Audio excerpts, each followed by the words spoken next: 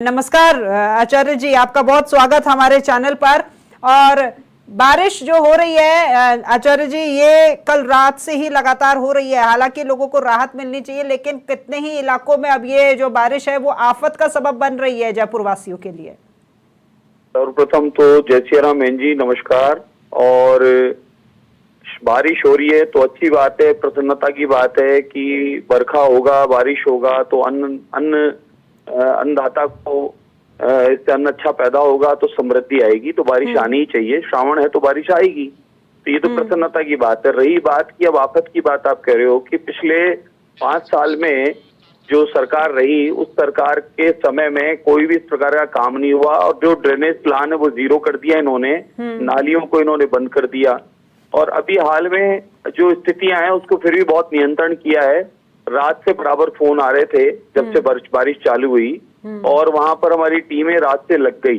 कहीं पर कट्टे डालने हैं, कहीं पर पानी निकास करवाना है, कहीं पर नालियां रुकी थी, साफ सफाई अभी हो नहीं पा रही थी। पता है अभी स्ट्राइक चल रहा है सफाई कर्मियों का, तो उस वजह से भी कचरा नालियों में फंस गया। तो हमारे कार्यकर्ता भी लगे हैं और अधिकारी संबंधित भी जो थे उनको रात को 4 बजे से हम लोग लगा रखे हैं और अब स्थितियां नियंत्रण में है और हो जाएगी। बाकी हाँ, ये जरूर है कि जयपुर का ड्रेनेज प्लान जीरो कर दिया है और इस पर ध्यान देने की बहुत बड़ी जरूरत है।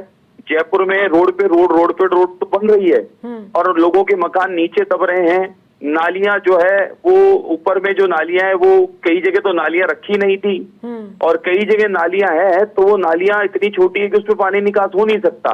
पूरे जयपुर में इस समय सर्वप्रथम हमारे इंजीनियर्स को इस पर ध्यान देने की आवश्यकता है कि ड्रेनेज प्लान हमारे जयपुर का कैसे तैयार हो, कैसे पानी का निकास निकले। हमारे यहाँ तो बारिश कम आती है, बारिश अगर ज्यादा वाकई में आ जाए तो बड़ी स्थिति गंभीर होगी।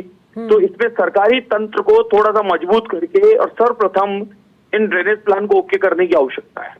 देखिए, बारिश तो अब ज्यादा हो ही रही है, आपको दिख ही रहा है जिस तरीके से कल रात से तेज बारिश हो रही है। स्थितियां काफी विकट हो गई हैं, कितनों की तो जान चली गई है। चाहे विश्वकर्मा का उदाहरण ले लीजिए, और एक बच्चा भी है जो नाले में बह गया है और फिलहाल अभी भी जो एसडीआरएफ की टीम है रेस्क्यू करने में लगी हुई है। तो लोग तो अभी भी परेशान हो रहे हैं।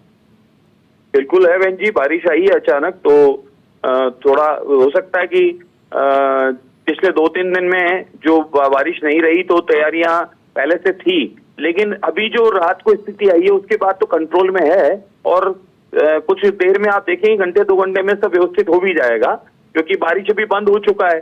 बंद होने में काम करने में आसानी रहता है, तो टीमें बराबर काम कर रही है। अब देखिए, ये चीज हम भी समझते हैं कि रातों रात व्यवस्थाएं जो हैं एकदम से सुचारू नहीं की जाती हैं। ये प्लान जो होता है ये बहुत पहले से बनाया जाता है। बारिश आएगी, हर साल आती है और इसके बारे में अधिकारियों को पता भी होता है, मौसम विभाग भी जानता है, लेकिन निगम को प्री मॉनसून में ऐसी कोई व्यवस्थाएं पहले से ही कर लेनी चाहिए सुनिश्चित, जिससे आगे जो संभावना अगर किसी भी तरीके से बिगड़े तो वो हमारे नियंत्रण में रह पाए। बिल्कुल, मैं आपकी बात से सहमत हूँ।